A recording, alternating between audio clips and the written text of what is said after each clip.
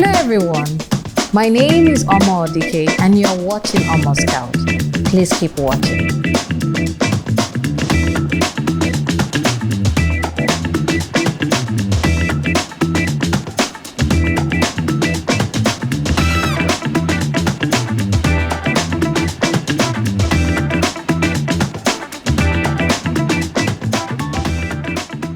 Welcome to episode 1 of Omon's Couch. Our pioneer guest is a beauty entrepreneur, a pioneer in the bridal makeup space. She has 10,000 reps in Africa, 23 stores, and has launched 270 products and counting. She is Tara Fela-Durotoye, the award-winning founder and CEO of House of Tara International. Wow! All these accolades for my precious friend. From your mouth to the ears of God. It's so nice to be here, Omon. Nice to have you, and thank you so much for coming. It's with pleasure. We're here for you. We're here for you. So I'm super excited. And like I always say, I think there's nothing as great as just being with a friend. So we're just going to be sharing based on the things that we've talked about when no one was there. Yes, exactly. and bring them to our space today. So I'm happy to be here. Thank you so much, Tara. Tara, you've been doing this for 25 years, and I don't know if people actually know that. 25 years, by August, you'll be launching your Silver Jubilee. That is huge. And it's amazing. So from then, what would you say is your next step after having 25 years of success? So 25 years is, has a combination of things. It's of course success, but a lot of difficulty as well. I mean, you've been doing business for more than 15 years in Nigeria, so you know, right? And the sufferings that we've experienced back and forth through the years. So I look back at 25 years, I'm super grateful to God that I got the chance to be able to build a brand, to be able to serve customers from across the continent, to build an entire industry, but I'm also quite conscious of the very, very difficult times. And I think that sometimes because we're celebrating, we may become less conscious of the difficult times. And I look back at those 25 years and I'm still recollecting, I was teasing the other day that, in my next life, I want to become a shrink and just be a shrink to entrepreneurs out of Nigeria. I can imagine. We actually needed to stay in this country. Someone said that Dangote said, when Nigerians get to heaven, and God, or when people get to heaven, God will say, all Nigerian entrepreneurs, you will not go to hell again. Exactly. Because you've already been to hell. You can't do it twice. Oh, is it that bad? Has Nigeria become that bad? So Nigerian entrepreneurs just going to heaven. Right? Yeah. So you can suffer here and suffer there Exactly. So I'm grateful for the 25 years, but I look back at some of the moments that were landmark difficult times. There was a strike. We have retail stores. I think you mentioned that earlier on, and I recall the day when I got the first call to say one of our stores had been shut down. It was a very painful experience, and I think we had a conversation about it one of those days when we had our tete-a-tete at night, and we're talking about how Disney's daughter recalled that there was a strike at Disneyland. And she said her dad her father forgave, but he never forgot. Wow. And I think reading that line in his book gave me a sense of comfort, that the scar of feeling a sense of betrayal from people who you feel you've developed and trained and who you felt understood the ethos of the business, and then they could actually shut the store. So they shut Abuja, shut Kano, and then it moved to Lagos. And this was happening by the staff themselves? Yes, by the staff. Okay. Did they join a union or something? It wasn't a union, but it was almost like, in a sense, a union, because it was like not formal union, but they had to galvanize themselves to be able to do that. Wow. And I remember crying. Like I cried, and I cried out because I felt a sense of betrayal. Yeah, betrayal. Yes. That's true. And I've always run my bubusiness like as if they're my children. Yes, I mean, I know you and I see what you do. So that sense of feeling let down, it's one of those moments that I feel were scar moments that I wouldn't forget. Another one is when the product got counterfeited, and I'm sure you recall. Yes, you mentioned that as well. Where you had to travel. Yes, and going to Ghana and seeing Tara products all over the place, and they were not. No. and these were, some of them were Tala, some of them were Tara, and just knowing that you built a brand, but that somebody else could wake up. Using and leveraging on your sweat. Yes, and the work that you've done, but then there's a potential of them actually destroying it, because the people who are buying the product think it's yours. Think it's yours. That's true.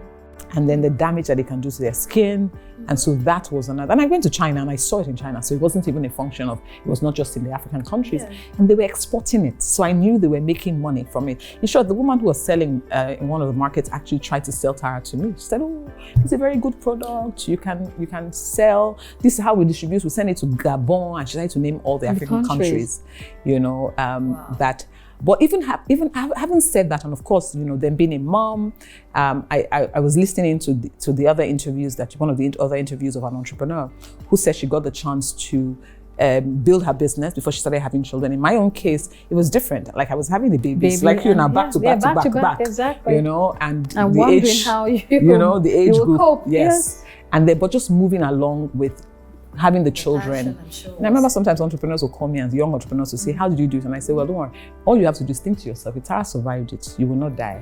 You survived as well. Is possible. Yeah, everything is possible. So those are some of the things I remember, and even though I'm grateful, but they're still there. There are moments where really I felt like, yes, it was difficult times, you know, but I'm grateful that I survived it, and I'm thriving. I'm sure the viewers may want to know more about, I mean, that particular instance of counterfeiting. I'm sure you're not the only one who has experienced it. There may be other people who may be experiencing the same thing in other industries. It doesn't have to be the beauty space. Right. Is this something you actually did to stall it? Have they even stopped? Because can you be in all the states or all the countries of the world to see that the counterfeiting has actually stopped? So how do you have that peace to know that you're okay and all the things you have put in place are actually working for you? So there were things like, you know, for example, you know, having the PIN numbers, people could call to, you know, to be sure that they're getting the original.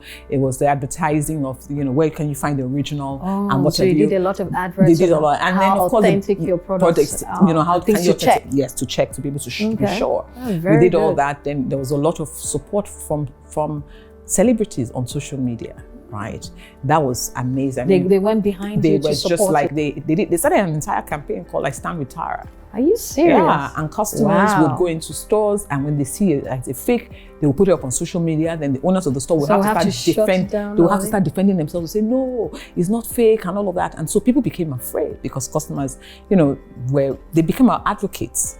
And I think that spoke volume at the time for us, yes. But I think there's some mistakes that I made. One of them was actually focusing on the problem, focusing on the fact that our products were being counterfeited. And I feel like Why do you think it was a So first of all, problem? When you focus on a problem, the problem magnifies. Giving it enough attention. Too much attention. And it actually distracted me. So what I should have done was to see it more as... Flip it to your advantage. Yeah. The negative news for... That, guess what? This product is now known in Ghana. It means that there's a distribution channel that's open. Already open. That's true. How do I... And that should have been my focus as opposed to just fighting. And I remember going to Trade Fair Market and somebody coming to me and saying, Madam, this is not your product. It's not your product. That's your actual product. It was not your product. Yes, the person was saying to me, it's not your product. So who owns it? And basically said to me, listen, you're putting your life at risk because you can be killed. Wow. Yes. Okay, you're talking about Nigerian Trade Fair. Yes. Wow, that's a cartel of its own. Correct, because it's a huge market for them, right? So by you fighting and all of that, and you know, in other climes where our taxes actually work, the government actually does support, especially pioneering brands. They recall that these people have built industries and they back them. So government will stand by you. That's why you started your first statement that if you have worked in Nigeria, then you can, God should just give us automatic pass to heaven. So if you were in the US, for example, and you had this sort of brand, the FBI has an entire department to fight counterfeiting. And Nigeria, we don't have that sort of resource. And therefore, as an entrepreneur, don't get everything. And you mustn't do everything on this matter. Leave it and flip it. We're going to focus on the one that we're doing, where is providing power and fixing road and all those ones. But this one, if you allow it to distract you, You get derailed. Yes, you get derailed, and I think it happened to me, and it's one of the things I regret. Yes, because also when you haven't built your business big enough, where you have an entire department that is focusing on regulation and protecting your brands, then you as a CEO have to start doing that. That's the putting yourself at risk. And you're taking away from the strategic role that you're being placed to be doing more of operational issues. Correct. Which somebody else could have actually handled or even ignored, as you have. Yes, and I'll flip it like you said. Yeah. Interesting. So now that you've spoken about your 25 years, is there something extremely interesting that you'll be doing after this? After you've mapped your 25 years? I think for me, I've always wanted to build a business that will outlive me. I've always been very curious as a child. I like brands, so I always looked at all the brands, all the big brands when I was a little girl. Or international? Local more. International, yes, but I think local more because these are our clients. And to think to myself, why is Tandy Guarana no longer here? I don't know if you remember Tandy Guarana. I can't even remember There was a soft drink brand. The advert the song was Tandy Guarana. You don't remember it? Yeah, okay. So it was quite a famous drink. It was like an apple soft drink. Okay. And the children loved it. Like when the advert comes out, all of us come out and we start dancing. But the brand doesn't exist anymore. There was Continental Breweries, so many of those brands, but it was Concorde Airlines or Okada Airlines and the Airways and all that. And for me, it's like, how do we continue? Yes, and build to last. And I've always been very curious. The likes of Amazon, even Cadbury. Yes. I mean, even if I know they have international local but even as well. And so for me, and I've always been passionate about that. So in building a business, I always build the business around a solid structure, around succession planning, and not just succession planning in terms of me, but in terms of every role that is within the organization. And I've been very conscious about also talking about it enough. Yes, I'm going to say I've heard you talk about this over and over again. I do this as a business for multinationals and also international companies. And once I design the model and we put it in place, they implement. And of course, they have all the other things to make it work for them. But for local companies, I run a company and I run a business and an SME, and I can tell you for free that succession planning for me is just lip service. So how have you actually made this work? What have you put in place to make this work? Because I'm sure a lot of viewers who are listening to us right now want to hear, how is this working? I like the way you ask the question. You know why? Because this is what you do for a living. When you build a business and you're like, how are you going to do it for a Nigerian business? I totally get it. But you know what? We've done so many impossible things as entrepreneurs in Nigeria first. Exactly. We are constantly doing the impossible in Nigeria. So that's one. Number two, it's about the vision that I have. It's about what my legacy is, about what I want to see for tomorrow. I don't want to have spent my entire, I started this business at the age of 20, 21, right? So early. So I've given a lot of my youth life to it. I don't want to walk away at 50 and look back at this does not exist. So the question for me is the same energy, passion, commitment, rigor, grit that I've applied in building, finding customers, putting products out consistently that customers will find valuable, be willing to pay for them, to find people who will be attracted to the vision, to join the organization and to build along with me. The same passion, commitment that I've had in doing that is the same passion and commitment that I'm putting in building for tomorrow and building a lasting business.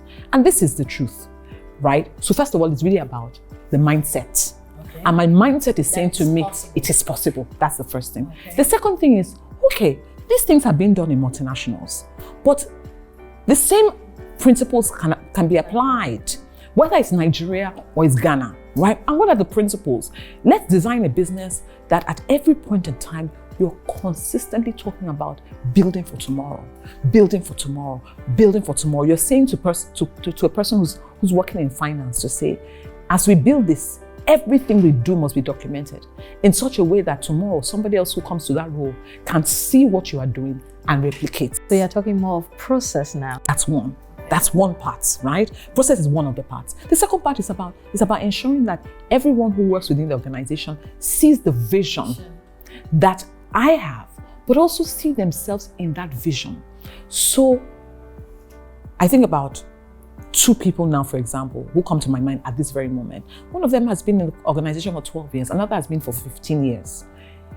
When you hear them speak, they speak with the same passion As you. as me. And the passion is really about, we are building for the long term. We're not just building for today. Some of them will say to you, I am building today so that tomorrow when somebody else comes to this role, this business will still exist. For them to be able to get their salaries paid, for them to be able to enjoy the benefits like their pensions, for them to be able to leave a legacy so that tomorrow another set of people can come and work here. So I've sold the vision in such a way that it's not just about me, it's also about you. It's also about your legacy who's joining in the organization. I say to people, we spend so many hours here at work. Work is a place that we spend the most amount of time. Let's do it in such a way that, and I think it's really about selling the vision to the people. So processes, putting the systems in place, but also having the vision in such a way that people see themselves in it. Of course, you would always, for the long term, but you will always have people who... I was going to ask you that. Yes, you will have people who would exit and never even see the vision, no matter how much you say. It's shared. And you will always have those. But you also have the people who are super passionate. And then you have the people who are not really, really sure. It's a second set, right? And then you have the people who are just there and they are not interested. They come there and get a salary. And as an entrepreneur, you have to be able to identify them. And you apply the 2080 rule, right? When I identify those people who are passionate, I give them my 100% time. I give them my 100% training. I give them my 100% my heart. Because when they have my heart, they run with it. I was speaking to one of them who's in the US at the moment, and she said to me, I know one thing I know for sure is that you will always have my back. This is 15 years, and I've consistently showed it. The openness, right, to say we're doing this together. Also, it's also about giving them a stake in the business. Amazing, amazing. Tara, if you're not a beauty entrepreneur, what would you be? What do you think I would be? I've never really thought of it. Let me just say, you look like someone that will be a lecturer. You get it. You're actually correct. Wow. So if I wasn't a beauty entrepreneur, I will actually go back to school to study psychology. Come back, train and develop entrepreneurs on consumer psychology. Wow. Yes. Wow. Get a job in one of these fancy universities. Why that part? Because first of all, I like teaching. So it's like something that comes to me very naturally, right? I like to teach. The second thing is, I think it's a subject that is not as, it hasn't broken ground here in Nigeria as well. But also, I think the prestige of now lecturing, maybe go to the university where one of my children is at, and then just be a lecturer, carry my bag and all that. So yes, in school. But that's definitely the sort of areas, yes. But there are many other things. But I'm sure you can still do that. Oh yes. When I retire from House of Tara, that would be a possibility of the sort of things I would like to do. Yeah. Well done. Well done. Oh, I can't believe I actually had all this wonderful time with you. I know you have been extremely busy, but I thank you so much for gracing our couch. Thank you. Thank you. And I'm hoping that the viewers have actually learned a lot from Tara. She has impacted so much, said a lot, and please use all these key points to drive your business or your careers into the future. Well done, and thank you very much again. Thank you for watching this episode of Omon's Couch.